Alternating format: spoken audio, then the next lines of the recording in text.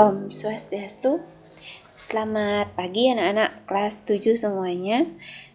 Semoga kalian semua Ibu temui dalam keadaan sehat, tak kurang suatu apapun, sehingga bisa mengikuti pembelajaran daring untuk hari ini ya, hari Sabtu. Nah, untuk prakarya hari ini kita akan beralih ke materi berikutnya ya, yaitu bab 4. Bab 5 ya, tentang pengolahan bahan pangan buah menjadi makanan dan minuman segar. Nah, mungkin kalian sudah tahu ya apa itu buah. Di buah itu adalah bagian tanaman yang merupakan hasil persilangan dari putik dan benang sari ya. Nah, untuk buah sendiri itu berdasarkan musim berbuahnya. Seperti yang kalian tahu ada dua ya. Ada yang namanya buah musiman, itu berarti dia sepanjang dia cuman ada pada musim-musim tertentu ya. Misalnya mangga ya, duren, rambutan, klengkeng ya, dan masih banyak lagi.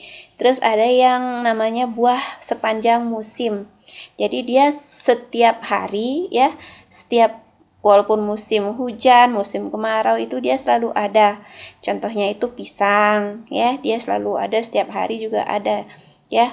Terus juga ada nanas, pepaya ya, dan juga kelapa ya.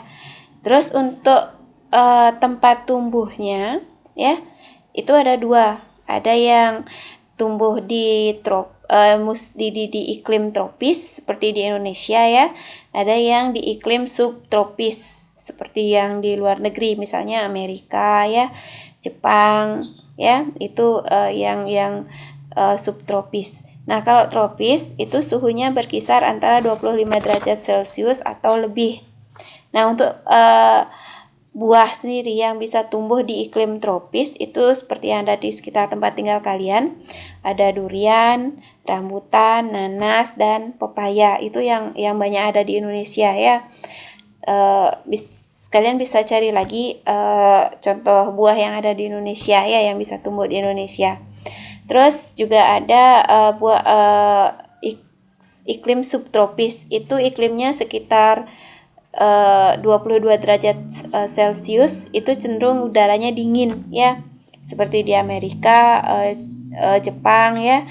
Nah, itu buah yang ada di sana misalnya apel ya, jeruk, stroberi, dan anggur. Seperti yang kalian tahu, apel di Indonesia juga ada ya, tapi tidak sebagus yang datang dari luar negeri. Ya, contohnya apel Malang ya, itu kan rasanya sedikit kecut ya, asem. Jadi tidak seperti buah yang dari luar negeri ya, apel Fuji misalnya, apel merah, itu tidak sama rasanya. Terus juga stroberi nggak cuma ada di luar negeri ya, dia juga bisa tumbuh di Indonesia. Kalau kalian pernah jalan-jalan ke Bedugul, nah di situ banyak stroberi, tapi ukurannya kecil-kecil. Ya, kalau di luar negeri itu ukurannya besar-besar karena iklimnya itu mendukung dia untuk tumbuh dan berkembang. Ya, jadi stroberinya besar-besar. Terus juga anggur. Ya, anggur kalau di Bali khususnya ya, itu banyak ada di daerah Seririt ya. Dia bisa tumbuh di sana, cuman anggurnya itu yang berwarna hitam. Ya, mungkin kalian sudah biasa makan mengkonsumsi anggur yang warnanya hitam. Tapi kalau yang di luar negeri itu biasanya warnanya hijau. Ya, hijau. Ada juga anggur yang berwarna merah ya, agak besar dia. Nah, itu. Jadi anggur dan stroberi juga bisa tumbuh di Indonesia, dan iklimnya juga menyesuaikan. Seperti stroberi kan di daerah Bedugul tuh dingin ya, hawanya dingin, dia bisa tumbuh di sana. Terus anggur juga ya, dia bisa tumbuh di Seririt ya, kalau di tempat lain sih nggak bisa ya. Terus untuk proses pematangan buah itu ada dua. Ada namanya klimaterik, itu berarti setelah buahnya itu kita panen, dia mengalami proses pematangan dulu, baru kemudian ke pembusukan. Misalnya yang setelah kita panen itu misalnya pisang, itu kan dimatangkan dulu ya, dikasih karbit kah atau dikasih apa disimpan lah ya. Terus juga mangga, pepaya dan sawo ya. Kalau sawo ya bisa dalam keadaan keras kita petik, habis itu kita taruh di beras. Kalau biasanya kan tradisionalnya ditaruh di beras ya biar panas, terus dia mateng. Terus yang kedua itu namanya non klimateri.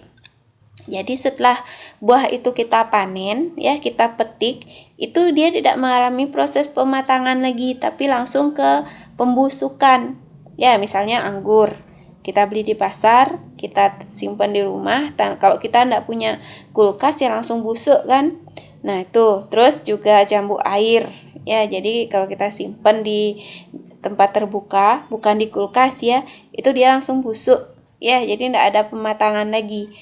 Terus juga yang contoh lain itu nanas ya, nanas, kecuali kamu memang metik nanas muda ya, walaupun nanas muda ya tetap dia tidak akan matang, dia langsung busuk ya. Nah, untuk contoh realnya, ini Ibu punya satu buah ya, ini namanya pisang ya.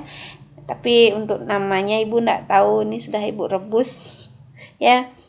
Ini pisang ya, dia banyak sekali mengandung vitamin ya, yang baik jika kamu konsumsi sehari-hari ya. Dia banyak mengandung serat, kalium, fosfor, zat besi ya, vitamin C, vitamin B6, antioksidan ya, ada karbohidratnya juga ya. Terus ada fitonutrien yang sangat bagus untuk tubuh ya. Terus untuk manfaatnya, pisang ini bisa kalau dikonsumsi rutin ya, itu untuk menjaga kadar gula darah ya, karena dia mengandung pektin. Pektin ini juga diyakini mampu melawan kanker usus. Jadi kalau kalian sering makan pisang, mengkonsumsi pisang, itu pasti kalian untuk BAB-nya ya, itu pasti lancar ya, ususnya bagus ya. Terus dia juga kaya serat, jadi untuk menjaga kesehatan pencernaan ya. Terus dia juga tinggi antioksidan untuk menjaga menangkal radikal bebas ya, jadi kalian kulitnya bisa bagus, awet muda katanya ya. Ya, bisa dipraktekkan nanti, bisa dibuktikan sendiri ya. Terus untuk olahan yang bisa dibuat dari pisang ini banyak sekali ya, selain cuman direbus seperti ini. Karena Ibu enggak suka pisang ya sebenarnya, cuman pisang tertentu saja. Misalnya seperti ini pisang ini kemarin, pisang susu tabah ya namanya, atau enggak tahulah namanya tempat kalian ya. Ini saja yang Ibu suka, dan itu pun harus yang setengah matang dan direbus, itu aja yang Ibu suka. Nah, selain direbus bisa juga yang sering kalian konsumsi, misalnya ada pisang rai ya, itu bisa dibuat dari pisang.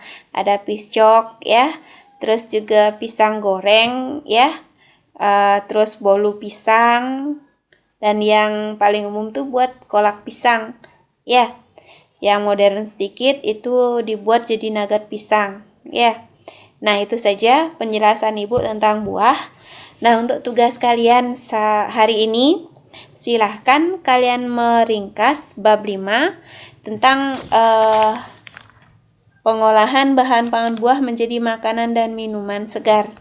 Jadi kalian silahkan diringkas, nggak usah banyak-banyak, 1 lembar halaman buku tulis saja, nggak usah banyak-banyak. Nanti Ibu tunggu ringkasan kalian sampai jam 5 sore ini. Itu saja, terima kasih sudah menonton, dan Ibu akhiri dengan Parama Santi. Om Santi Santi Santi Om.